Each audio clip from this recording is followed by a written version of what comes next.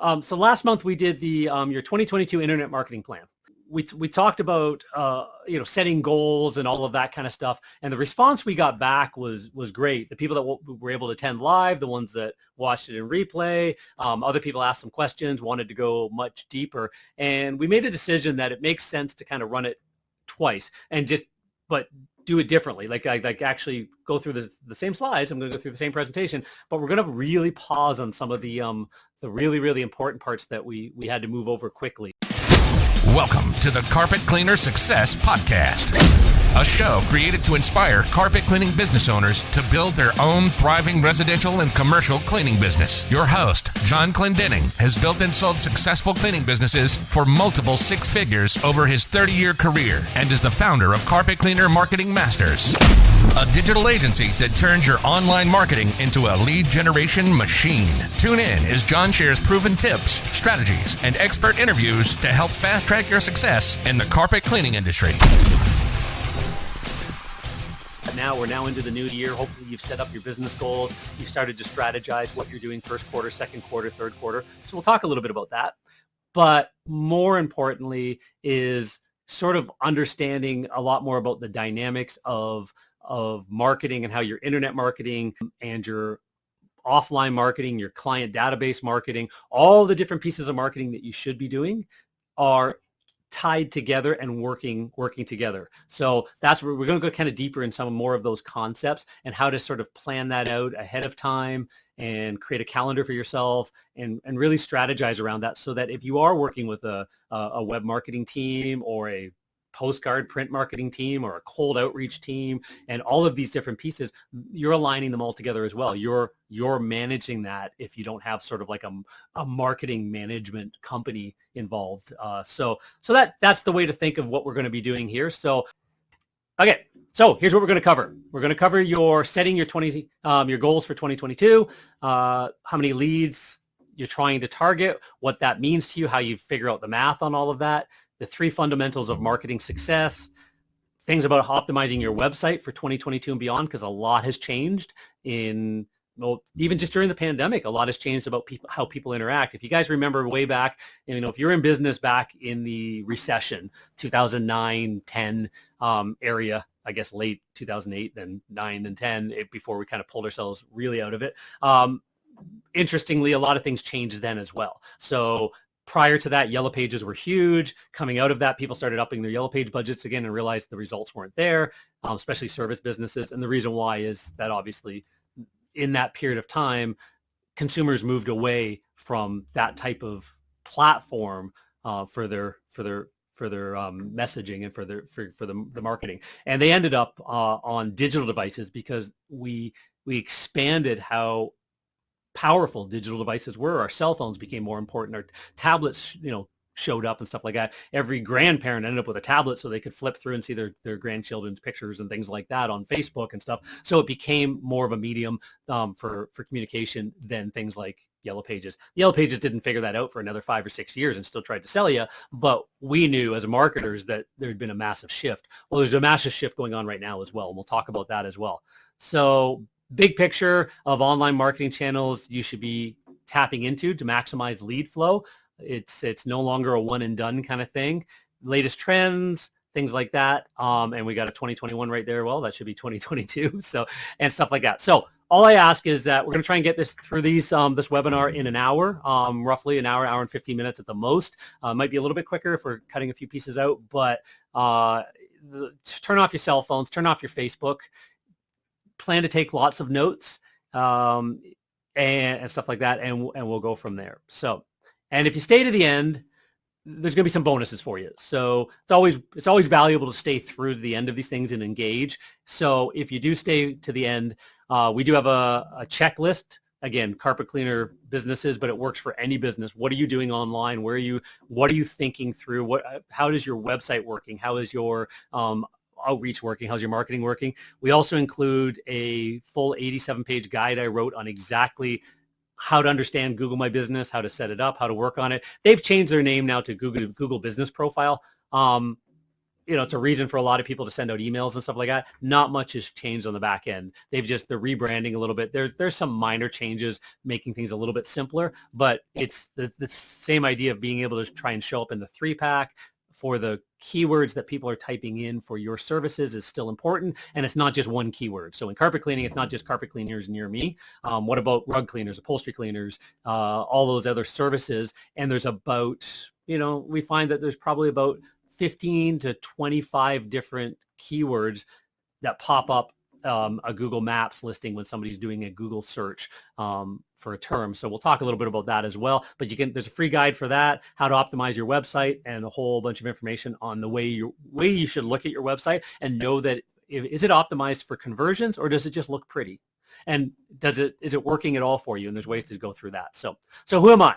So for any of you who's on the call who don't know who I am, career business owner since I was in high school, 1990, 89, 90 was when my last year in high school. And I started a business just on a whim because I did a project for a business class and wrote a thesis and an executive summary, had to learn all about that for getting a loan to start a business, and marketing projections and all of that kind of great stuff. So just a good, senior year business course. Took it to the bank. That was for bonus marks. My partner Scott and I took it to the bank, and the bank manager actually sat down with us, not one of the small business account managers. And before we left his office, we just had to present it again for bonus marks. And he said, "If you guys want to do this, I'll give you the money." And he handed us the loan money with literally no credit and just being kids to buy vans and ladders and all to run a window cleaning business. So we ditched our summer jobs, ran a window cleaning business, and actually turned into with employees and everything else like that over the next couple of years. Scott went off to college. I started other businesses and started a janitorial company and then carpet cleaning companies. And over the years, I've bought, built, and sold all of those types of companies. So, and, in that process, I've had to learn how to market properly. So marketing became that one hat that you need to keep on your head. You don't have to be the one doing it all, but you have to be the one that understands the strategy of what you're trying to do, understand your messaging. And that's what we're going to talk about here today as well. So understanding the changing framework and how to engage with people that can help you do the marketing as well. So you can always hire a manager to manage your employees. You can always hire, front end staff to deal with your customers. You can always do all of that kind of stuff and, kind of elevate yourself to the entrepreneur working on your business, not in it, the famous Michael Gerber quote. But the marketing is that one hat, if you listen to Dan Kennedy or any of these people, that you should never really take off, because that's what you need to invest a lot of your time, money, and attention into, because most people do Me Too marketing. They see what everybody else does and they do the same thing. I've heard other people call it marketing incest. Oh, that's a great yellow page ad. Oh, that's a great website. Oh, that's a great this. Let's copy that. But is it working?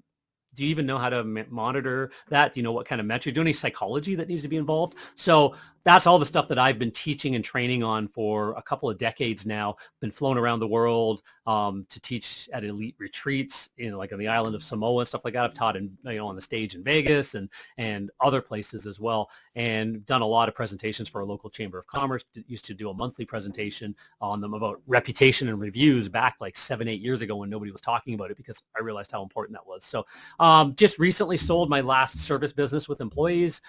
So that was in the middle of a pandemic, and sold it for multiple times more than anybody else gets for that size of business.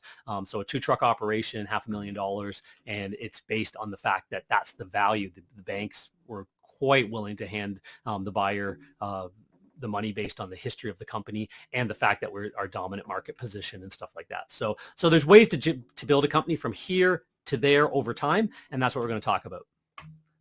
So here's just some, again, it's a slide in there, but there's some of our clients who've given us testimonials. Still need to get one from you, Mr. Wiley, on here. But ultimately what we do is we help make our clients the top. And again, carpet cleaning, if you're not in carpet cleaning, put your brand or your niche in there, brand in the local marketplace, so that you do attract the best clients. You can charge the top rates, and you're booked out weeks in advance. You're seen as the authority and the obvious expert. So, I guess we talk about what is the hardest part about marketing your business online, and that's kind of a rhetorical question. Don't necessarily need you to put it in the chat right now, but what I do want you to do is go to this link right here, carpetcleanermarketingmasters.com/ 2022 workbook. So if you can go to that link right now, you don't need to work through it right now, but if you just copy that, even just take a screenshot and go back to it later, I'll show you where you're going to go to, if I can open that screen right there. So you're going to get this workbook here, and it's 18 pages. We're going to go through some of the stuff we're talking about on the slide here, but it's also some things that you can do to work through, some questions to answer, fundamentals to think about, things about deciding your target avatar, and then what kind of messaging you're going to do. So we're going to skip through some of that today. We talked a lot about that on the last webinar. You can find on our website, just to go to carpetcleanermarketingmasters.com, and then just go look at the podcast area. There's below that, you'll see the webinars, or even in our blog. We kind of link them in a couple different places, but you're going to get that workbook, and it's just going to be helpful, not during the call necessarily, just take notes on a notepad right now, but it's going to definitely be helpful. But ultimately, the answer is, why do you need to set goals? Why do you need to strategize? Why do you need to plan your marketing? That's what we're talking about. There's so many options. It's unclear to where to spend your budget. If you don't have a plan ahead of time, then when that advertiser walks in from, Metroland Media or whatever the Yellow Pages used to be called, and now they say that they're doing digital marketing, or they've got this really great postcard strategy, or they've got this really great geo fencing strategy and stuff like that, and you don't know what you're doing, you don't have a clear plan in place, you don't have yourself organized, you don't know if that fits into your budget and or your planning at all. So there's everything from SEO, PPC, website, social. This is all the online kind of stuff that you need to be, considering and thinking about. But again, what we'd like to talk about as well is there's a lot of offline stuff that you need to be considering as well. So it really is a cohesive picture. Gone are the days where you can just do one thing. Back in the day, I used to spend $5,000 to $7,000 a month on Yellow Pages. Why? Because 90% of our new clients came through the Yellow Pages, and our Yellow Page ads were never, our name, our business name, and our phone number at the top. That was always very small and at the bottom. Good marketing taught me that the headline of the page was the promise to the customer, why we're different than everybody else. And then we guarantee that in the great guarantee, my face on it, letting people know I back this guarantee. And if you have any problems, you're going to talk to me, the business owner, because I guarantee the work we're doing, and we're different. Here's all the stuff that we're going to do differently. And then now, if you want to get a hold of us, here's our phone number and here's our name. It's, that kind of idea. So Yellow Pages still generated a lot of your new leads, but that didn't mean you stopped reaching out to all of the other possible referral and lead sources and things like that, and marketing your database to get those customers back and all of these kinds of things. So what it all looks like nowadays, you'll get a copy of this in the report, but you can also take a screen capture of this if you want.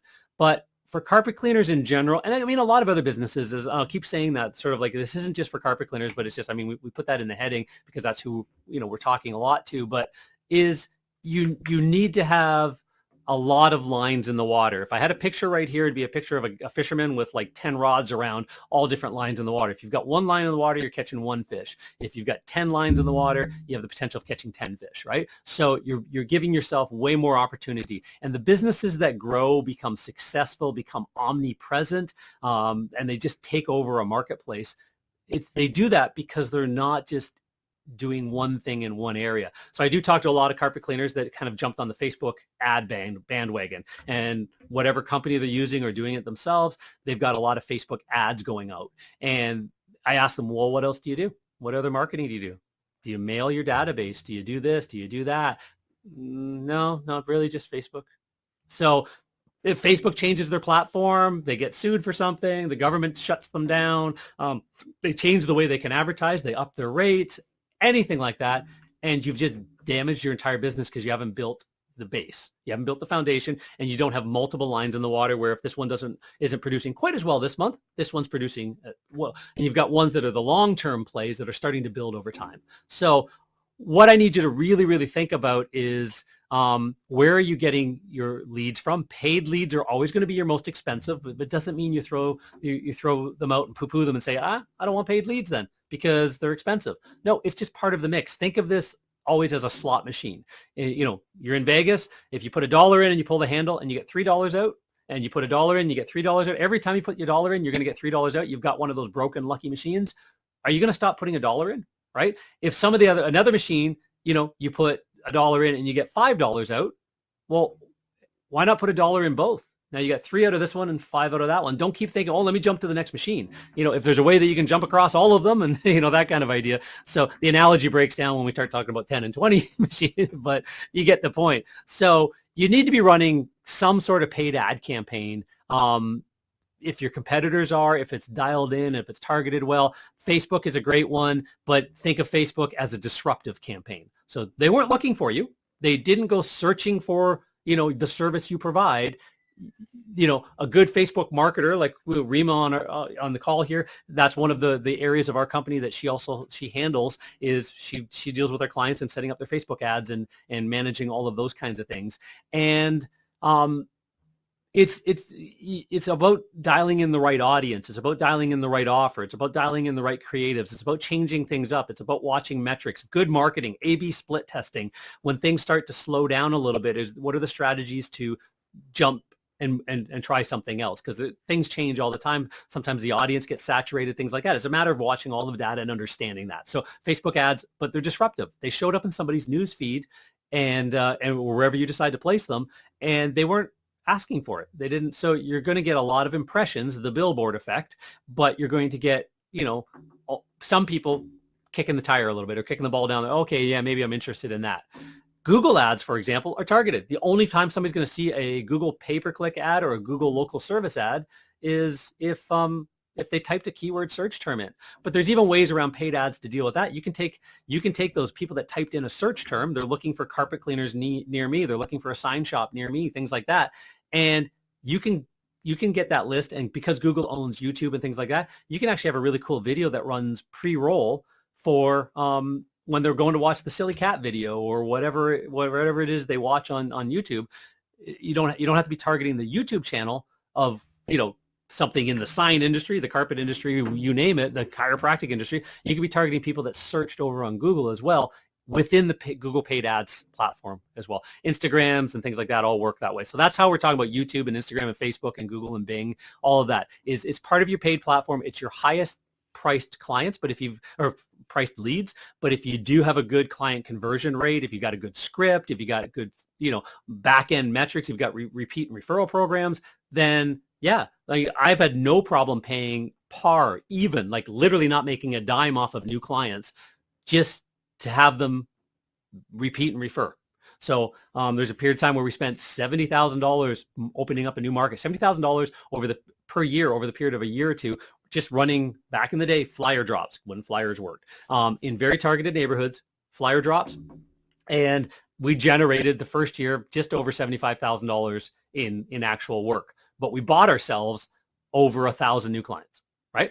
So, or I think it was 1,200 or something like that. New clients that we now marketed to. The next year, all of those clients, say 50% of them come back and re-clean for the price of a postage stamp a month and a mailing campaign.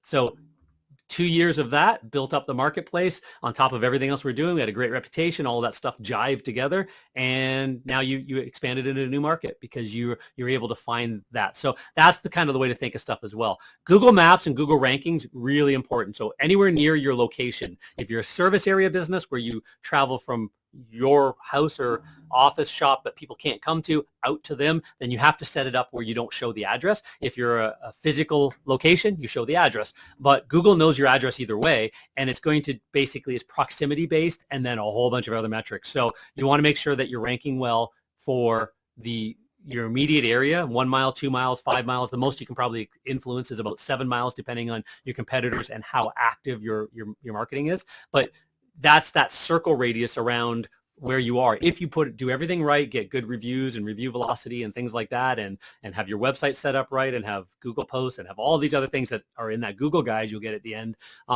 you can start influencing a wider and wider range and try and move up into that 3-pack for more and more terms. But it's a great place to get leads. And it's just an activity-based thing. You just got to connect the right dots and let Google see that you're more of an authority than the other guy below you, and you keep moving up. So, and then if you want to expand into another town, some people just rent a shop, $500, $800, $1,000 a month, maybe just the warehouse behind something, and actually set up a separate location, because anytime you play the funny games of faking it, you always run the risk of Google not only deleting that listing, but deleting your other listing as well, because now they realize you've been gaming them. So if they figure it out and a competitor could blow the whistle on you or anything like that, you run a risk. So it's always better to do it more legitimately. Organic rankings still matter, and I'll talk about that a little bit later as well. You need to be ranking for blogs and articles and content. Your website has to rank. It's the longest play. It used to be that within 6 to 9 months you could start ranking your website. Google now has at least a 9-month sandbox, it appears, so that even if you would be ranking really well, they kind of hold your rankings back. You're only on page 2 and page 3 for some of your terms, even after all that effort, because they want to see if you're legit and going to stick around, and you're an authority. And if you are, you bounce up. So, and then it's just a matter of expanding that. So organic rankings get people in. The readers love to read your content. So social outreach, online Facebook groups, online other groups, joining LinkedIn groups and stuff like that, local business groups and stuff like that. And just being active. People are going to come ping back and go, who is this? What do they do? And always, just make sure your profile links them back to your business. And so you're not interacting as your business, you're interacting as yourself on a lot of these groups, but be active there. That's another spot. Local awareness campaigns. So this is billboard stuff. So not trying to get a lead, but making sure that your ideal target market knows about you and some of the great work you do. So case studies, before and afters, things like that done well. We like to link those back to a full page on your website where we've told a whole case study of the pet urine you got out, or the great service you've helped somebody's problem. You give us that info, we build the page, we create the social media content. If you give us a budget, we'll start marketing that. We're only talking like $5 a day to promote a page like that talks all about your services and targeting people. So display ads can do that as well. There's something called retargeting. Somebody comes to your website, you pixel them. When they go around the web, they go to Martha Stewart, they go to CNN, they go to People, they go to anywhere else you think of. And if there's ads on those pages, Weather Network, stuff like that, your ad shows up because they landed on your website. That's retargeting. Everybody should be doing that. Display ads are where you take your ideal client profile and you let the ad networks in the geo area you want to target. Some people call it geofencing and stuff like that, but in the geo area you want to target, you just let them see that billboard ad as they're working around the web. You want them to, you want to try and influence people that have, a potential of using you. So there's ways that we would buy in market data, people that have been looking for certain things over the last month or two in their, on their ad ID, like every computer is being tracked. So don't think it's not. And there's ways to get in front of that audience. There's ways you can target specific websites or specific intent, things like that. But all you're trying to do is just blanket, like 20, 30, 40, 50,000 impressions a month. You'll get 100, 200 clicks back to your website. They'll get retargeted, and at least you've got a bit of activity, but you're letting them know. Radio still works. Once you get big enough, you'll hear the biggest and best companies in your marketplace, whether it's the plumber, whether it's the stereo shop, whether it's you name it, will do radio ads when they get big enough, because it's just a way to keep that momentum going, keep that brand awareness. They have to have all the other pieces in place, but it's just another place. And I'll show you, it sounds like a lot, but I'll show you how you figure that out with your budget as well. Direct mail still works. Mailboxes are more empty than they ever been before. You stand out a lot more. So mailing your own clients are great. And there's a bunch of stuff we can talk about as well. Active, repeat, and referral programs, active versus passive, very, very important. So you can say, yeah, I get a lot of referral business, or I get a lot of repeat customers. Great. Did you do anything to make that happen? Nope. I just got lucky. Okay, you might not always get lucky. You might find another marketer jumps into the marketplace and steals that client because you haven't influenced them. You haven't nurtured them well enough from lead to customer, from customer to repeat customer, from repeat customer to referral source. You have not nurtured that lead well enough. And if you don't nurture them well enough, you've got somebody else who jumps into a marketplace. And especially nowadays, younger kids understand. They've spent the last 5, 6, 7 years streaming on Twitch, every video game they've played. They all want to be YouTube influencers. Well, what if that guy becomes a carpet cleaner? I tell the story. I know a fellow, a town of 30,000 people, Nick, and he set up a snow removal service, and he's doing between $500,000 and $600,000 a year in snow removal in a very small town. And it was all because he just started doing YouTube videos. He just started going live on Facebook and YouTube. And hey, it's Nick here. I'm out shoveling snow today or whatever. And he used backhoes where they could pull into driveways. None of it's, or very little of it's commercial. It's all residential. So this little small driveways, puts his little tractor in there. And within no time, he's got multiple tractors. He's got team members and stuff like that. And he just goes around and sort of manages the work. But he's always streaming. So even with a crappy website at the time, even with all of the other stuff wrong, he walked into the bar, he's a 19-year-old kid, walks into the bar, hey, there's Nick, I watch your videos, blah, blah, blah, all that kind of stuff. He's made those connections that grew the business. And that could happen to any of us where somebody just jumps in. And if you don't have the right marketing mix in place, their one little play in the right influencer category could grab your clients because you're not active. So think of those things. JVs and strategic partners. Always been a big part of our strategy in every business I've ever run. So in the carpet cleaning industry, flooring stores for sure. Have your spot remover in the flooring store. Make friends with the owner of the flooring store. Clean his house for free. You want to meet them. You want to take them out for lunch, whatever. Restrictions are being lifted. Less worry nowadays. Do those kinds of things, but definitely walk in. If you're not going to take them out for lunch, at least walk in, make that conversation, and plan to walk in once a month. You want to be their carpet cleaning guy. You want every time somebody goes, hey, I just replaced, half my house with hardwood floor, but the other half's got carpet and I just need somebody to clean it. Who are they asking? They're asking the company that just replaced half the house with hardwood floor or tile or whatever. Who do I get to clean my bedrooms and hallway and stairs and rec room or whatever? Well, they're referring people all the time. Most of the time, they don't even want a kickback or anything like that. All they want to know is either a discount for their client, which is great, or more importantly, just somebody reputable to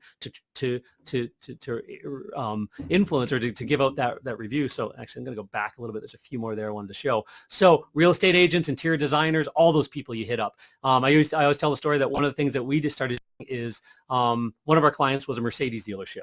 Started to realize that a lot of our clients had two, this is just part of my customer avatar. We realized that our clients had 2-car garages, and a lot of our clients had Mercedes or BMWs. So we were a higher end cleaning service. We have hundreds of competitors in our marketplace. So we carved ourselves out as being more expensive, but way better.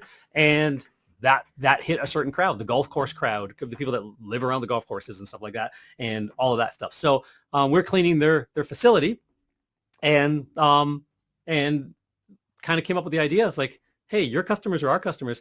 Sent the general manager a message and said, hey, how'd you like your next cleaning on us for free? I'll pay for it.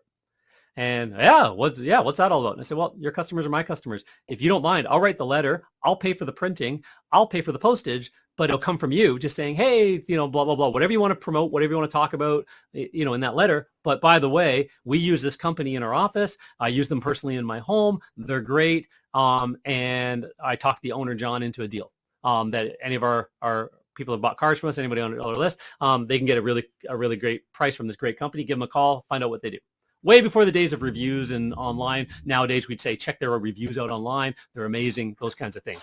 And yeah, we did that with them. We did that with, started doing that with chiropractors, anybody that we had a regular cleaning service with, just went and say, hey, how'd you like your next cleaning for free? Or how'd you like, upcoming ones at half price, whatever. You can always make that offer. That's a strategic partner. You need to be actively seeking those. And you do that by having a great reputation, great reviews, a great online presence, because when you walk in that door the first time or you call them the first time, they're going to go, who's this guy?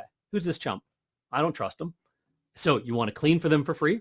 And you also want to say, hey, don't take my word for it. Go check us out online. But I definitely love to come to your home and provide some services so you see what we do. We have a really unique way of doing it. Here's our unique sales proposition, why we're different than everybody else. Here's my unique guarantee, risk reversal guarantee, why I'm different than everybody else. I want to show you and prove that to you. My team's going to be showing up. They're going to be wearing booties. They're going to roll out the red carpet. They're going to do all those things great so that when you refer me to your family or your friends, your customers, all that kind of stuff, they're going to get a great experience. And if there's anything they're not happy with, risk reversal guarantee, we're going to go back and re-clean it. No questions asked. If they're still not happy, we're going to give their money back because we don't want unhappy customers. Sounds scary? I talk every one of our clients who become clients of ours why your risk reversal guarantee is more of a benefit, the scarier it is to your company. You'll get way more jobs than you'll ever get those people that will take advantage of you. So talk about that. Your website needs to be set up for conversions. We're going to talk about this a little bit as well. You need to be on all the online directories. Some people do go to Yelp. Some people do go to Angie's List. Some people do go to any of the 150 directories, local directories, secondary industry directories, national directories. The people go there. Some people have them bookmarked on their phone. Sometimes they connect with others. You need to be on all of them. And it also helps your Google listing. Google looks around the web and goes, this guy's got the same name, address, phone number, everything's exact everywhere we look. That's one of those ranking factors that moves you up as well.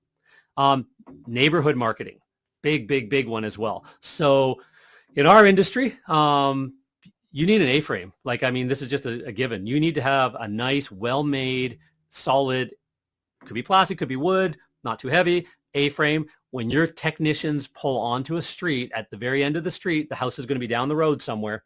You need them to put the A-frame at the end of the street, just like the real estate agents do, pointing down. We're beautifying a local neighbor's home down here. Call for details on how we can do it for you, something like that. And then in the actual house, you're going to put a yard sign and pull your truck in. Your truck becomes a billboard. The yard sign becomes a billboard. Neighbors look out the door. They're going to take pictures of it. They're going to Google it. They're going to see if you're any good, all that kind of stuff. If they know the neighbor, they're going to walk over and ask later if they're interested, things like that. You need to be building that local presence.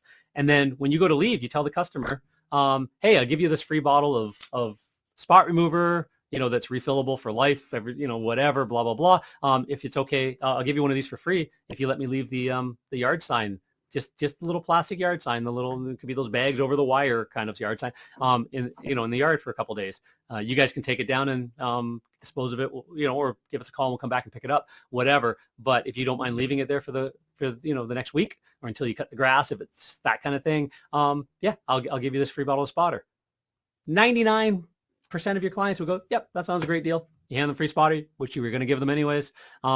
And even if they say no, you say, yeah, okay, no, I get it. No worries. Tell you what, I'll leave you a bottle of spotter anyways, just as my gift to you. You're still building friends, but you've now got, that all of that local marketing. And then you do the door hangers. You go not 5 around, 5 doors on to the left of the house, walk across the street, do the 10 across the street, come back, and 5 to your customer's home, hop in your van and drive away. So that's what your technicians should be doing on every job. And you, as a owner, if you've got technicians there, police this. Drive around every now, check, go to a neighbor. You know that they've moved on to the next job. Go back and make sure there's door hangers they're around. Like just double check. If the person says no soliciting, have got one of those signs on the door, that's fine. But just double check. Govern that well, and the results will prove themselves. So it's a matter of thinking, if you're not in carpet cleaning industry, what are things you can do in your industry that are similar? What are ways that you can deal with that? You go in like sign shop. Like as I said, John's on the call right now, sign shop. So you do great work for a plumbing company that is in this industrial park, obviously targeting every single one of the other services and trades. Hey, we just did this great project for this great company over here. I'm sure you've seen the vans driving around now. They look really sharp. Here's some pictures of it. We'd love to give you some input on how to upgrade your fleet as well and be your sign shop. Things like that. It's still the 5 around, the 20 around, but it's just done in a slightly different way. So postcards as well, geo-targeting. So think of those golf course neighborhoods. You can now do a mix. So you can set up with a postcard company, Every Door Mail, and say, hey, here's the neighborhoods I want to drop my offers off at, whatever that is. And you can engage with us or anybody else, a digital media company that understands how to do geo-targeting, and say, hey, I'm running the postcards. They're going to be delivered from, January 15th to the 20th. That's the window they're going to be dropped. Okay, so starting at January 10th, we're going to geo-target just that neighborhood, exactly the same places are going to get the postcards or whatever, and we're going to run display ads, back to this display ads thing over here, just in that neighborhood with that offer and that image, and start impressing upon them. They just saw it in their mailbox, but they've been seeing it around their web. That's kind of weird. And then they got it in the mailbox, and then for a week afterwards, they'll still see it. So for sort of like that, it takes them 5 days to drop it off. You're going to do a 2 to 3 week campaign of geo-targeted online ads to cover your postcard ads. So these types of things work when you piece them all together, because it's part of the, that might be, May is Area Rug Awareness Month. June is Allergy Awareness Month. July is, Pet Urine Awareness Month. You name it, things like that. You're going to target, you're going to set up your calendar, and we'll go through that a little bit as well. And then you want to start building your authority. You really need to have, we're in a world now where video is just essential. We create videos for our clients using tools and things like that, but we do really recommend that you also give us some video content. And we can even teach you, hop on a Zoom call, share screens, we will record your side of it. There's different ways to teach you and help you create some videos, but you need some of really good how-to content. Your website needs to be about you. So you need to have all of that kind of stuff. Helpful articles. Again, we write an article a week for our SEO clients, and a press release once a month. That's helpful. We don't write it about, hey, call us, hire us. Here's why we're the best. Nope. Here's how to take care of this problem in your home. Here's how to take care of this issue. Here's the the 10 reasons why, the blah blah, all targeting things that you are, and they're written by you as an expert. So things like that really help build your brand and credibility. Charity events, having booths set up, giving away stuff, and taking pictures and social medializing that. That's all part of it. It's not just doing one thing. It's doing all of it. So you'll never do all of it all at once. This is, what I've just given you here is a fire hydrant of, how am I ever going to do all of this, John? The answer is what we're going to talk about. Set a plan and put a couple of them in place, get them really well locked in. I call them locked and loaded so that it's automated. It's very, very little of your time. A lot of your time to get it set up, very little of your time to monitor, manage, and implement. And then now you freed up time to do another one. We always say that use the rule of threes. There's magic in the number three. And you're gonna put three in place. So you're gonna have marketing pieces and campaigns. And if it takes you a week, a month, a quarter to get all three done, that's fine. Just get those all three in place before you move on to the next three. And we do really strongly suggest as well, you think of your business in threes. Your business is outreach before the sale, branding, awareness, visibility. Where are you being found? And then the next is the service delivery as they're actually engaging. That's an entirely separate part of your business. Now, what's that look like? Once they walk in the door, they become a customer, they call you. What's the phone like? What are the scripts like? What are the on-hold messages like? Think of all of it. How do you manage that to build a great experience?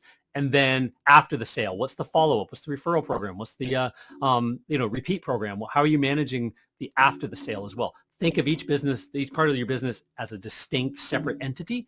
And because big corporations, those are entirely separate departments. Just because we're small businesses doesn't mean we can't think the same way.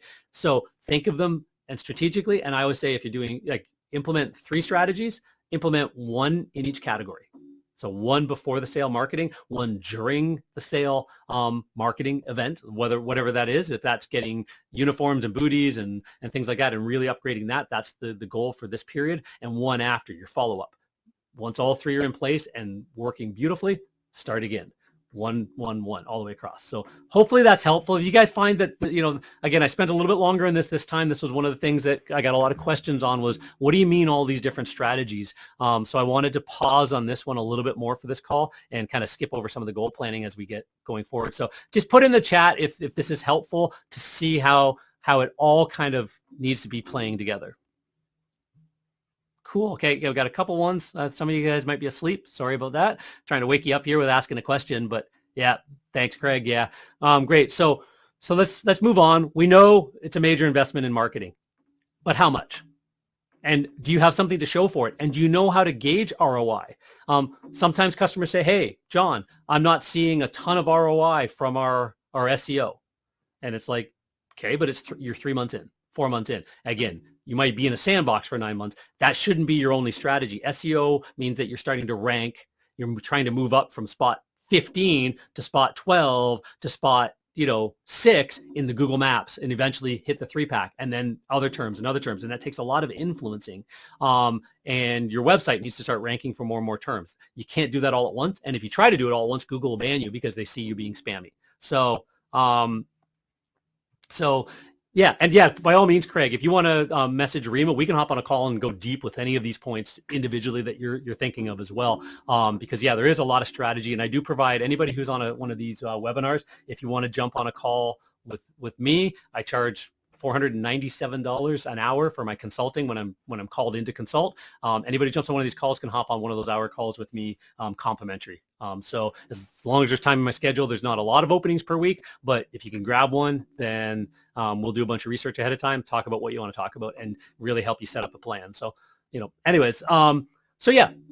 What do you have to show for it? So as I was mentioning, SEO takes a long time. So you never want to just pause on an SEO strategy saying, hey, all I want is SEO, unless you're willing to put in the work. Like if you're brand new or your website has nothing going for it, First, it's writing content that's SEO optimized. It's doing all the coding and stuff like that. And then it's creating new content every week. And then it's creating Google My Business posts that link back to your website. And then it's creating social posts that link back to your website. It's creating backlinks. It's creating press releases once a month that are syndicated out to 20, 30, 40 news sites that all create signals back. And over time, you're influencing Google more than your competitors are. And then you start moving up for those terms. So the best way to think of any piece of marketing is paid.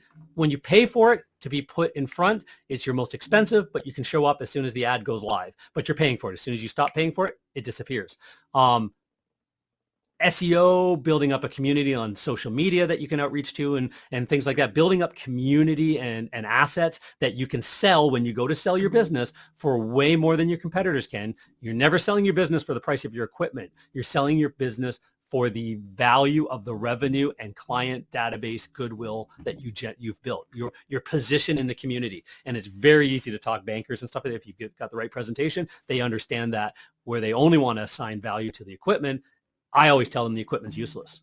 Any business I've sold, the equipment's useless. The vehicles are leased. The equipment has a 5-year lifespan before we're pasting it together and keeping it looking great. It's useless. I don't care about the equipment. There's no value in the equipment. The value is in the database and the people calling and the referrals and the network you've built. So that's the best way to think of your business when you're going to sell it. That's the best way to think of building your business. So you never want to say, well, SEO doesn't work because it takes a long time to grow. No, it's just what percentage of your budget goes towards it determines how long it takes, but that's the asset you're building over time. Just like reviews. You don't want to get 200 reviews next month and then none again. Google's going to see that and go, that's funny. And you're going to get demoted. You want to have review velocity coming in. That's maybe if the industry is averaging 2 or 3, you average 2 or 3 or 4, right? The whole idea is all of this stuff means that you're putting your shorts on, you're putting your shirt on, you're getting a nice pair of Saucony running shoes, you're tying up your shoes, you're getting to the starting line, and your competitors are already running in the race.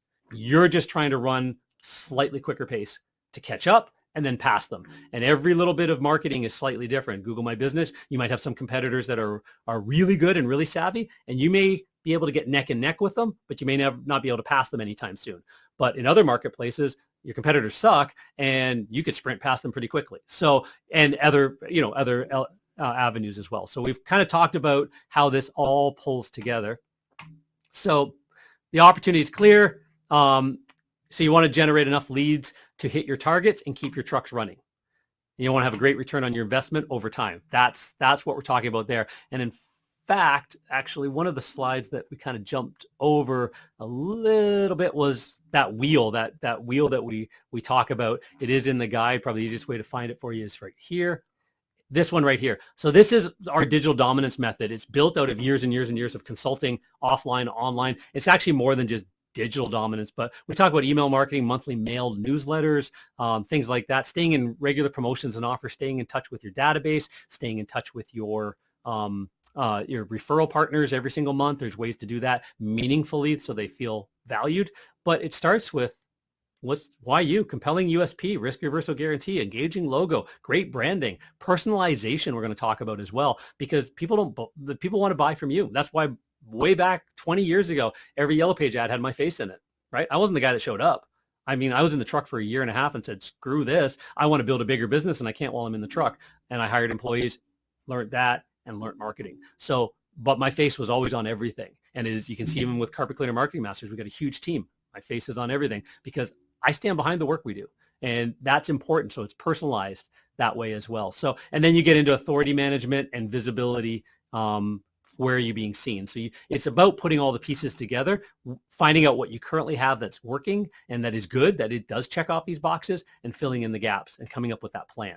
So we talked about, I'm going to skip through the goals, but you do definitely need to set clear goals. This is a picture of there's no wind in the sails. If you've got no momentum, you've got no wind in the sails, you can't adjust course. You try and go that direction or this direction, but you're not even moving, it's not going to happen. So with clear goals, you've got wind in your sails. You've got a goal, you know where you're targeting. Now you can adjust. Now you can say, hey, I've got this goal in mind. Are these strategies getting me closer incrementally? Are they longer term strategies or the short term strategy? Which ones am I going to put in place? So This is just about the goal study. We'll skip past it, but basically setting goals have proven that you can out earn anybody who doesn't set goals. And that was Harvard studies and stuff that did that. So you want 1 year, quarterly, and monthly goals. Gone are the days of 10-year goals and 5-year goals. What's your goal for this year? You can have a 3-year goal. I've heard that's still relevant, but the world changes way too fast on us right now. What if in 3 years, somebody invents something brand new that the average consumer can, actually clean their home properly, on their own, or something silly like, or plugged into the house as a, like a Roomba, but it actually does carpet cleaning, or you name it, right? There's, we don't know.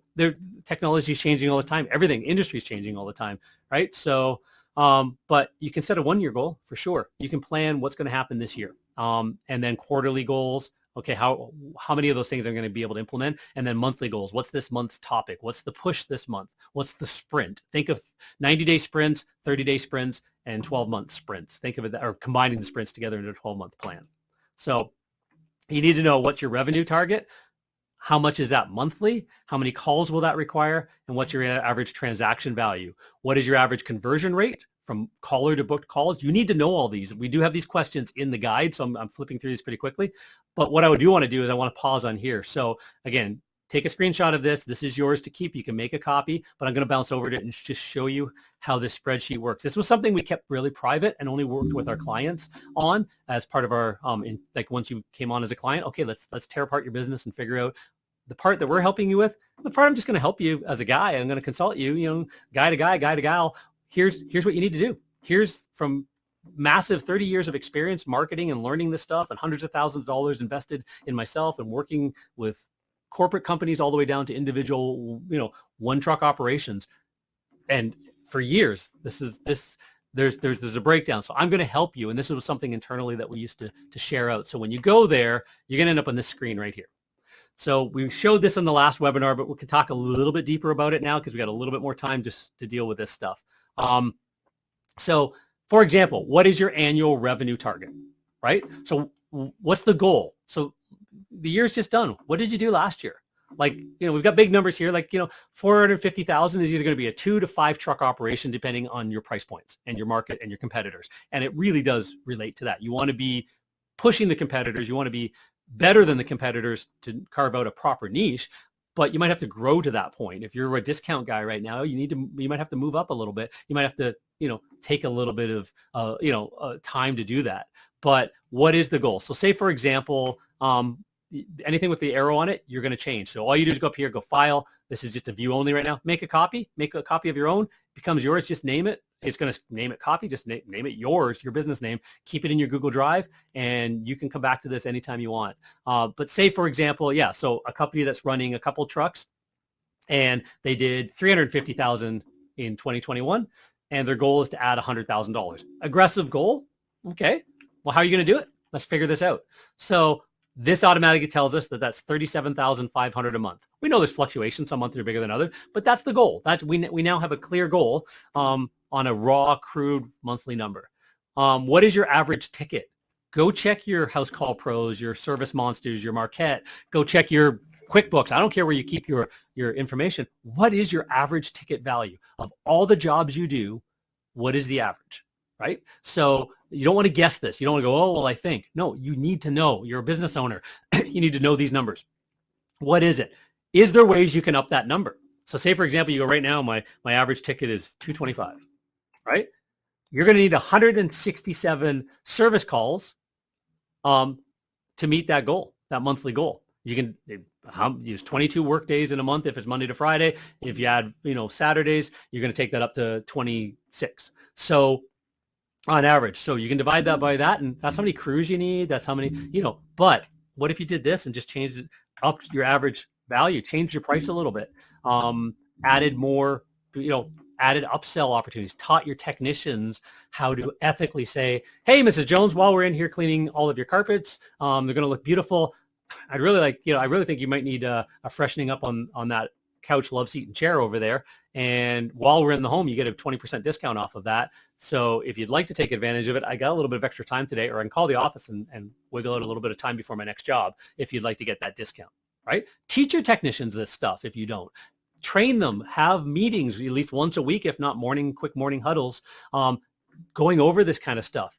Use that lingo yourself, because if you can start watching that number in your database, your customer service management system go up and up and up, the number of jobs you need to get to your goal starts going down, which is great. Now, what's your average conversion rate from a call or a lead to a job?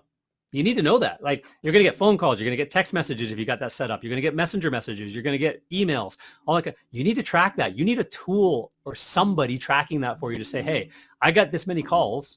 How many of those did I book? How many came across to become a booking, right? You need to know that, because everybody says that, hey, 75, 80, 90% of the calls I get, I book. It's not true. So is it 50%? Is it 60%? 100% of your referral or your repeats will book. 90% of your referrals will book on the call. But that's only part of your jobs. What about all the people that just found you from the Facebook ad, the Google ad, the organic rankings, your 3-pack, your truck in the driveway, your door hangers, all this other stuff we talked about, your referral partners, all of those kinds of things. How many people found you because of those and now need more information? They need to build that trust. So is it 50%? Is that 70%? Is that 20%? You need to know, because again, we take this, say, down to 40%, and all of a sudden it changes how many leads you need. You now need 288 leads a month to get the 115 jobs. So you can start plugging all your numbers in here and really on a like a macro level, a 30,000 foot view level, really start to dial in your business by knowing your numbers and knowing which numbers to improve.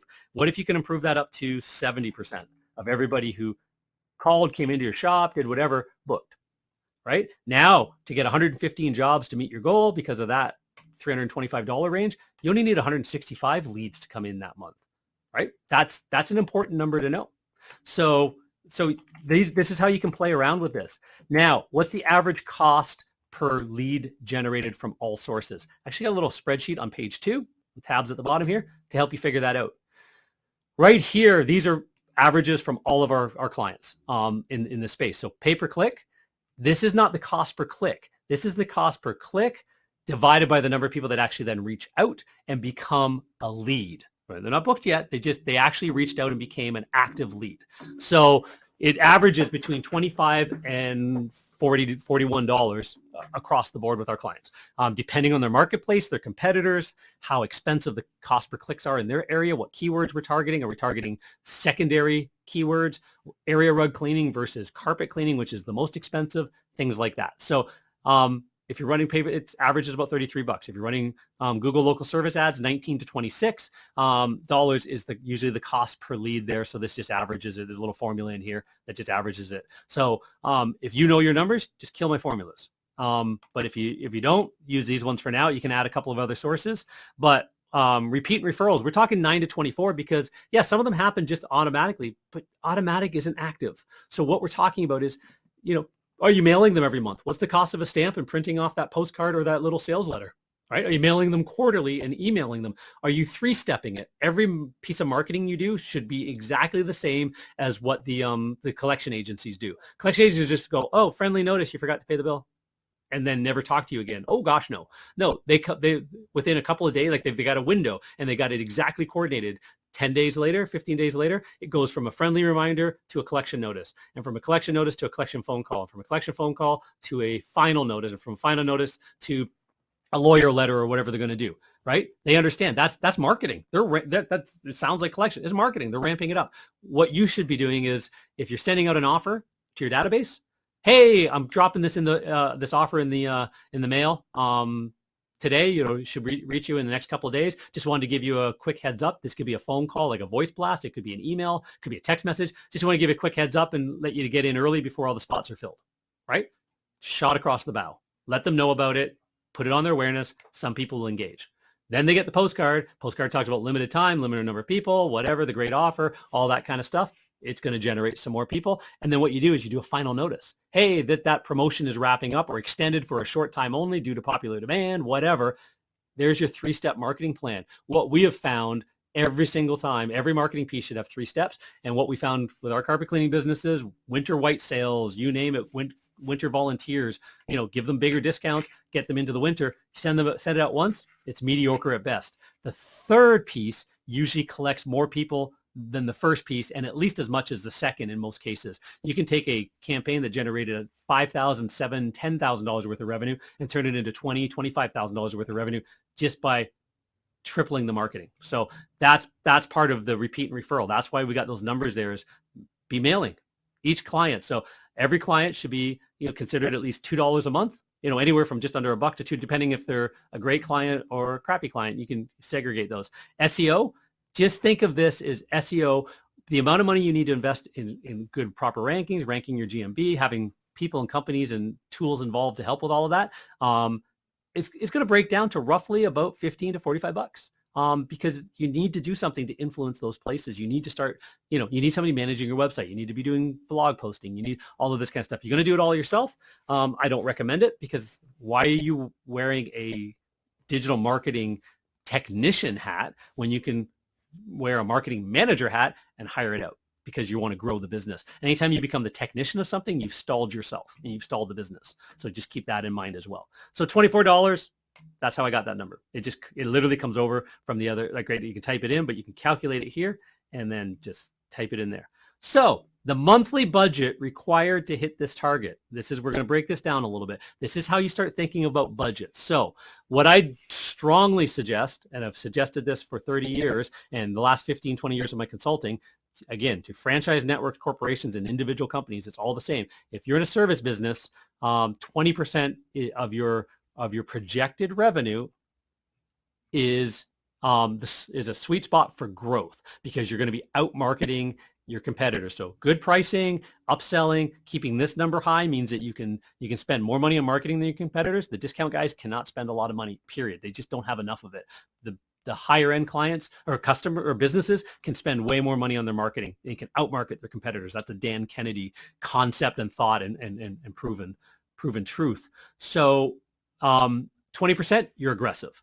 10%, you're treading water. You're maintaining where you're at, you're staying active, and you're hoping the competitors don't jump ahead of you. And you're okay, you're 20 years in business, 15-year business, and you're just kind of, I'm okay with this. I don't want to grow anymore. I don't agree with that, because you can always grow, sell. Right? So if you're in a growth mode, to sell your business, you get way more money. But if it's never about just closing the doors and walking away. Most carpet cleaning companies, most service businesses close the doors and walk away and sell the equipment off. Proper businesses, strategically set up properly, have a 5 or 10-year, 20-year exit plan, either handing it to their employees, their family, or just selling it. And to do that, you need to be prominent. So 15% would be in the middle. So we just kind of said, hey, if you want to be sort of moderately aggressive for now, at least set it at about 15%. So we'll take that same numbers here. I think we had 14 here, but let's make that 15 just to get the numbers to change. There we go. Just to make the match here, just on the screen, I was playing around with the numbers earlier, so they weren't matching, but there I got the 15% right here. And there's that little breakdown I told you about. So 15% of your projected goal is total marketing budget of $67,500 to make that goal. So that means you do keep $390,000 for all the other bills, but understand that 15% of your revenue has got to go to marketing to get that revenue level. $1 million businesses don't do it on $5,000 a year. $1 million businesses do it on $100,000 to $200,000 a year in marketing, period. So here's the breakdown. We're in a world now where online marketing is way more important than offline in most businesses, categories, and niches. Doesn't mean you don't do offline. You just need to invest heavily in online, because that's where you go, where the people are, and the people are there. They're seeing messages there. So we do a 70-20-10 to split that budget up. It breaks down to $47,000 on online, $13,000 on offline, and $6,700 on repeat. That's your mailings and stuff like that. The rest of it's your staff, phoning, and all of that stuff. But that's the actual out of pocket. And then this just breaks it down. How much each month then in each category? Are you spending $560 on your repeat business marketing to meet that total? If you're not, you're probably missing out. Now you can adjust these numbers slightly where you say, hey, I want more in certain months when it's, make hay when the sun shines, and a little bit less than other times. But this is the way to break it down. So, hey, here, Craig, that you're having a bit of connection issues. If anybody else is, let me know. The replay will be solid because it's recording on my computer. So if there is any connection issues on my end or your end, just skip through to the replay and you'll catch up on those. So, but yeah, so online budget. Let's break the online down. So the rest of it we talk about, we don't break it down. You can see that. I just say, hey, let's take this 47,000. If you're going to be that level of business at 15%, 47,000, 35% of it should go to SEO. 55% should go to paid ads, and this will change over time. But depending on what you're doing, paid ads help fill the funnel now, while the SEO and the long-term plays grow the business and create the base. At some point, you never want to get rid of all the paid ads, but at some point you can start tailoring it back and metering it back a little bit as you're dominating the marketplace. But it doesn't change the budget. The budget just allocates differently around. So that's the way to play it. And then display retargeting, we do suggest you always have a bit of play in that. So anybody lands on your website, follow them around. Be all over them until they buy or die, as we say. You don't want to follow them around with offers all the time. We actually have a very strategic 5X program, we call it, where our retargeting ads, they start off with a review. So somebody goes to your website and they leave. We've actually created our entirely own system that allows us to not just put one ad up and have it go into the ad networks and media buyers and buy those ad spots. It's an auction process and stuff like that, and that they see the same ad. We actually have it where that ad turns off in 3 or 4 days, and then the next ad that starts to that same person is different. So there's a lot of investment to be involved in this process of building out that platform, but it allows us to build a marketing funnel even around retargeting. We found that reputation and reviews are the number one ads that you can put out in the marketplace. People go, I don't know if I can trust these guys. Oh my gosh, everywhere I look, I see reviews about them. Yeah, they're on marthastewart.com. They're on, the Weather Network, whatever, because they came to your website, they got pixeled, and as they go around, they're seeing you. They don't know why they're seeing you all over the place, but you look like a huge player for one. And first thing they start seeing is the reason why other people bought from you. Same branding, all that. And then they might see an offer, they might see another service. Maybe they came to your website, didn't have the time to look for what they wanted, and it wasn't carpet cleaning, it was one of your other services. You start showing them the other services. Like we do upholstery cleaning, we do tile cleaning, we do wood floor cleaning. And then after a couple of days, show them offer ads. So we run these for 60 days or so, 60 to 90 days, depending on the ad platform, after somebody landed on your website, just to continue to influence them that you're the right choice and bring them back to your website. So just retargeting and display ads just targets people that have a similar interest as those people in your local marketplace. Again, it's more like what we talked about with Facebook. It's disruptive. They weren't necessarily looking for you with display ads, but they match the same demographic profile, or the pages they've gone to have a similar feel. So it might be all the people that have landed on Good Housekeeping page in your local marketplace. That could be one of the websites URLs that we put your ads on, things like that. So that's the way to think of it. And so you want to have, say, $1,300 a month on SEO, $2,100 a month on pay-per-click, and throw $200 towards your retargeting and display ads as an idea, right? That's sort of a way to think of mixing it up. So some of that's going to be an agency's fee to manage it and do the great work for you. And the cheaper you pay for an agency, the cheaper the results you're going to get. That's obvious. But, part of a good chunk of that's budget as well. Like, PPC, $2,100, in our company, one of our packages includes managing your PPC included in the SEO and all package. So it's part of the monthly marketing fee. But if it was a standalone and we were charging $600 to manage your pay-per-click, then all the rest of that's budget. So that's part of ways of thinking of like ad budget and stuff like that. So this is the way I want you guys to spend time digging through this, make it your own. If you're not a carpet cleaner, you can adjust some of these numbers around, but really, really spend some time thinking about how you're breaking it down and at least what you should be doing. I've even added this little piece here that was sort of a secret sauce that we left. I wasn't planning to provide, but is a way of showing how to create a calendar for your different offers and programs over the course of a year, right? And what it should emphasize. So I put some placeholder ones in here from ones that we do with our clients. There is a tab missing here. When we work with our clients, we actually go deep into, hey, here's what your competitors are. We do deep competitor research. Here's what your competitors are offering. Here's what your competitors are doing. Here's what you've offered in the past. What's worked, what's not worked. What are things that you can think of? Here's a whole list of ideas of things that have worked for me in my own business and, have worked for our clients and stuff like that as options. So you want to kind of rotate through a bunch of different marketing options. For example, a great marketer, good friend of mine, Vance Morris. So he runs a carpet cleaning business and he also runs a marketing consulting strategy service as well. And he's like, as an example of one of his marketing pieces that's just brilliant is you go on Alibaba or somewhere like that and you buy, a bunch of barbecue utensil sets with an apron, right? So you get them cheap, right? You buy them wholesale somewhere like that. And you buy a case of them. And then your marketing starts a month before Father's Day. And anybody who books a cleaning with you, you're going to give them that barbecue set that, either for dad, they can give to dad, the wife can hand, whatever. But, you do this and you get this, and, it's got a 67, 87, whatever price it is at the hardware store, similar thing. Value, you spent $5 on them because you bought them by the case, right? So $5 for a value add and it gives you a reason to market them as well, right? And you might get 10 or 15 people out from your database that think that's cool. And that's a good database one where they already know you, you're fun, you're being friendly, and you put it out that way. So that's an option as a bonus, an upsell. Maybe they get a free flight of stairs and the gift set. Maybe they get clean your whole home, and with our healthy home package, clean and sanitize and protect, and you get a free armchair. And being Father's Day, we're also going to give you this gift set worth $90, right? Book now. That's just a reason why to get them over the edge that doesn't cost you a ton. So there's lots of ideas. We just talked about a few of the main concepts, like spooky stain removal sale, back to school, clean the funk out, things like that. The ones that we've used before, and where to market them. So SEO, retargeting, social media, how to tie it all together and make it fit into your digital dominance method.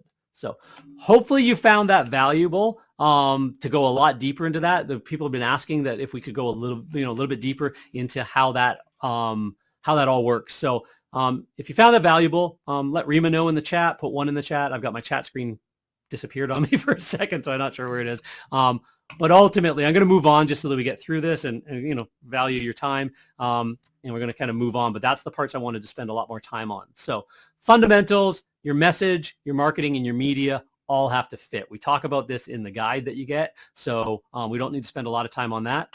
But you need to figure out who your ideal customer is, because all your marketing needs to talk to one person, not all the trees at large, as they say. Talk to the tree, not the forest. So you want to know, is your average client, as an example, we've given some examples on past webinars as well. In carpet cleaning, 35 to 55-year-old homeowner, typically female, married with 2 to 3 kids, head of the household, annual household income, 65. That's actually low now. It's closer to about 75, 80,000 minimum is the average household for the people that hire carpet cleaners, usually above 100 now. Family-oriented, reliable, pet owners, 75% of the time take pride in their home. If you started talking to that in your message, hey, I know you have, you got kids running around, pets, making a mess of your house, blah, blah, blah, blah, blah. Here's how we can help, right? And then we've got, their pains and frustrations. They can't get a carpet cleaning company on the phone. People, they get answering machines all over the place. You could carve out a niche just being the guy that answers the freaking phone in this industry. They need to get their carpets and furniture cleaned. Obviously, that's a pain. House is not smelling fresh, too busy. These are things that you can talk to in all of your marketing. That's your avatar, right? So these are their goals and desires in life. These are their fears and implications. We've done a deep dive in my own company, and again, all of my consulting. We know who exactly the average carpet cleaning customer is. This is the avatar. All your marketing should be written to these people, but know yours. If yours is slightly different, if your marketplace is slightly different, if you're in the middle of, backwoods, Kansas, and your entire marketplace is 70,000 people and it's all rural, there's a slight difference to their farmers, and their avatar is slightly different. They may not be college, university educated housewife with, two car garage and 3 kids. That. Talk to them. So basically, if you can see Joe Jones through Joe Jones' eyes, you can sell what Joe Jones buys. That's that little rhyme that tells you what you're supposed to be doing. So you need to craft your message. Why should someone choose your business versus the competition? You can't say, well, because we're the best. We offer the best cleaning. We offer the best service. So your competitors are saying that they offer the second best. Yeah, these guys are the best, but we offer the second best. No, they're saying the exact same thing. What literally makes you different? Tire changes. Classic example, a tire change. You can go to a mechanic and get the tires changed and rotated and stuff like that. Winter tires put on for what, $15 a rim, right? Or somebody marketing well. I'm up here in the north. It's snowing like crazy. You need to get your winter tires on. Hey, we've got a special on right now, 119, 129. We're going to put on your winter tires for you. We're going to balance them. We're going to put a new valve stem in for you. We're going to do a 29-point inspection on your car. We're going to blah, blah, blah, blah, blah, blah, blah, blah, blah. All of this for only 129 or 119. They just did what cost $60 and marketed it better. And told them, why is this important? You know, why should they do business with you over somebody else? Well, here's why you should use us. Here's all the people that love us. Here's our guarantee. Here's why things are different. You're going to get a discount off of other service. Like there's a whole bunch of reasons. You need to strategize that for yourself. And what benefits do you offer the target customer will resonate with. So we always talk about, Dan Kennedy talks about unique sales proposition. What's unique about you? Why you? I don't like that term because you could uniquely be the only carpet cleaners that show up in clown outfits. That's no benefit to the customer, but that's unique. But what's compelling? What is your compelling sales proposition? What is different about you than everybody else that you can hang your hat on? And it may not be hugely different, but in your marketing, you better make it sound hugely different because your competitors just aren't saying those words. And if they're not saying it and you're saying it, you win. So messaging that works, eco-friendly, 100% satisfaction guarantee, or it's free. And really that word free is important. I know a lot of people push back on me on that until I prove it to them.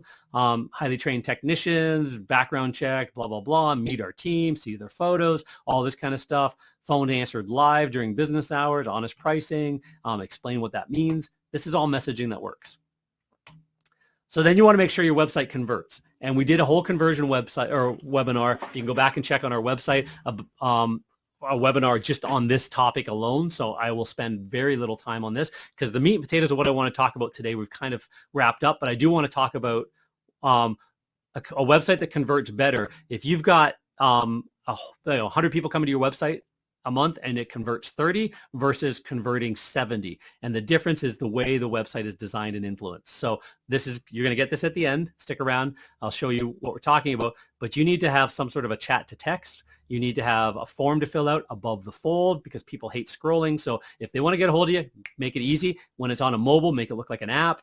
You want to have your phone number in the top right corner. That's where everybody's eyes go to. You want to make sure that you have a bold, strong guarantee. Personalize the website all about you.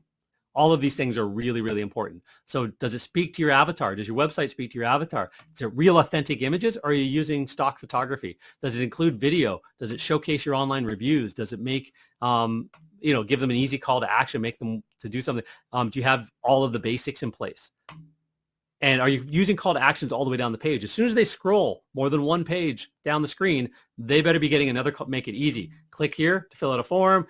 Click here to give us a click to call right away. It's got to be easy and you'll get more conversions and you need two-way chat. And we'll talk about that. So number one issue facing most carpet cleaning companies, home service companies, a lot of companies, not even just those, unconverted leads. 60% of inbound leads tend to be left unconverted. 90% of web forms tend to fail. They just don't get nurtured properly. So leads that are followed up within 15 minutes, if they aren't, tend to start going cold or the competitor gets them. The average customer must be followed up between 5 and 7 times before they book. Some sort of back and forth is going to happen. And today, customers prefer text over even emails and phone calls. So you want to leverage market automation to do this. You want to know that if you've got 100 leads and you're converting at 30%, you need to know your website conversion rates. Your average job is $325, like we talked before. That's a $9,000 gain you're getting from those 100 clients, whether that's a month, a quarter, a week, I don't really care. It's $9,000 in jobs. All you do is change the conversion rate, and all of a sudden you've jumped from $9,000 for the same amount of traffic to $23,000 for the same amount of traffic. The only thing you changed is the conversion element on your website. So you need to make sure that every person that lands on your website is being nurtured. Immediately gets a message back, automated.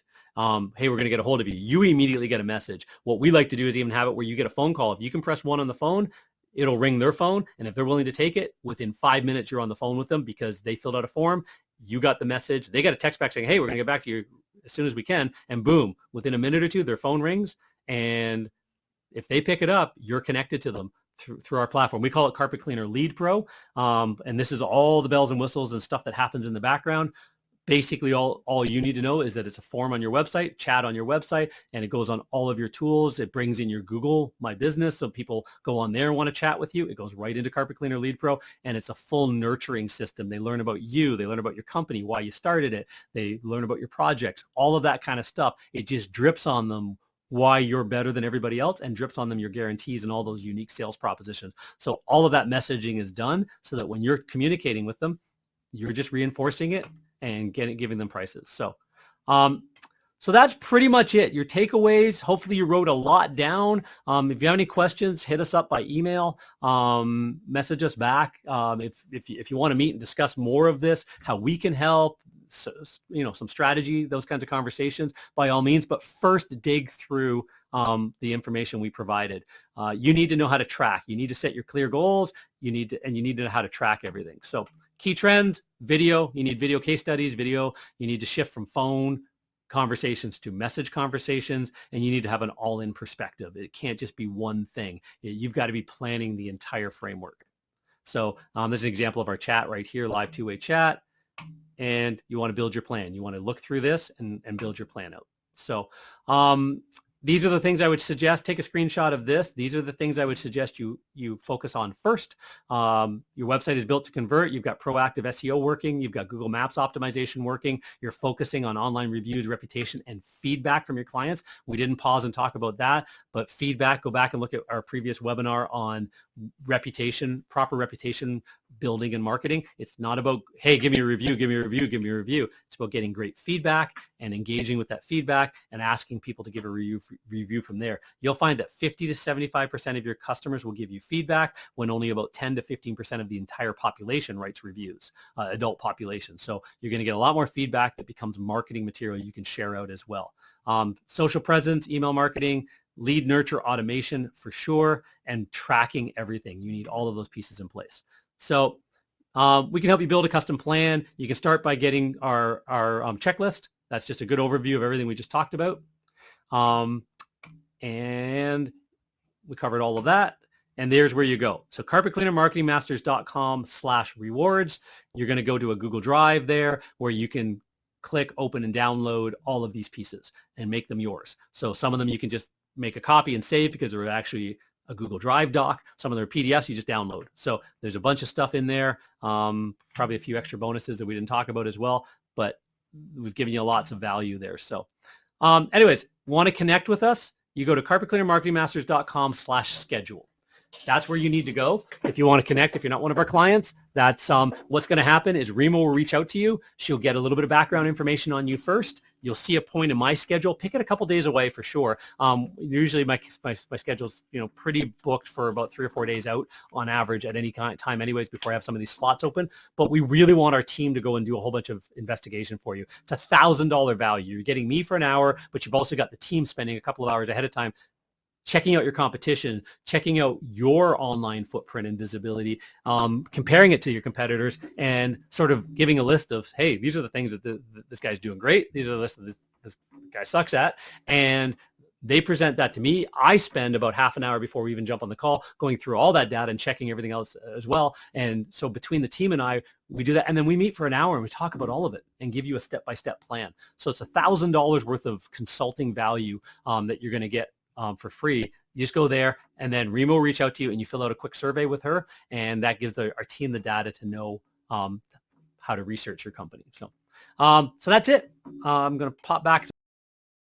Went a little bit deeper on a few things, but anyways, I appreciate your time. If you have any comments at all, put them in the chat. Talk to Rima. She'll stick around a little bit longer than I am. I've got to bounce off this call and get ready for a couple of client calls I've got this afternoon yet too. We're working on some of this stuff directly with a few of our clients. So yeah, hopefully you found this valuable. I really, really appreciate your time. If you know other carpet cleaners who didn't jump on this call, by all means, share this out. If you're in part of any Facebook groups and you found this valuable, you're going to get the replay link. It's going to come to you. Definitely share it out. I'd appreciate more people knowing about the types of stuff that we provide for free to the industry and ways to help businesses grow. It's my passion. I was in the industry for 30 years. I'm still actively involved. The business I sold runs out of the back end of my office over here, and I consult the buyer of the business, and he's also one of our clients as well, obviously. And yeah, it's a big passion of mine still. So definitely, if you know anybody who could use some help and some advice, let them see this webinar, let them know about us. And in the meantime, I really, really appreciate your time. And yeah, and sorry, Craig, yeah, the recordings. So once this is done, the platform starts turning it into a recording. We get that information tomorrow. And then my team goes to work, the web team and stuff like that. They upload it, they get it onto a replay page, and we send out a link. So Rima will be sending that link probably either end of day tomorrow or over the weekend. Here's the replay to watch it. So you'll get that, no worries at all. And here, let me put I've got the ability to put a button. If you make it easy, if you want to schedule a strategy session, there's a button that just appeared at the top of the chat as well. So you can click that. That'll take you right to my calendar. And again, as I said, pick it a couple days out. For right now, I'd say like Wednesday, Thursday, Friday next week. That gives our team a good amount of time to do research. But you do have to hop on that call with Rima as well and get some good, let us have that that background data on you so the team can do the research. So anyways, hopefully you guys found this valuable. Please share it out with anybody you can if you've got that opportunity, and keep an eye out for the next one. We're starting to do some interview podcasts with industry leaders as well to even provide more value. That's coming up shortly as well. So we're just continuously add more education so that you can build your business properly and grow and just stand out from your competitors and survive any craziness this world throws at us next. Take care. Love you all. Thanks so much. Bye-bye.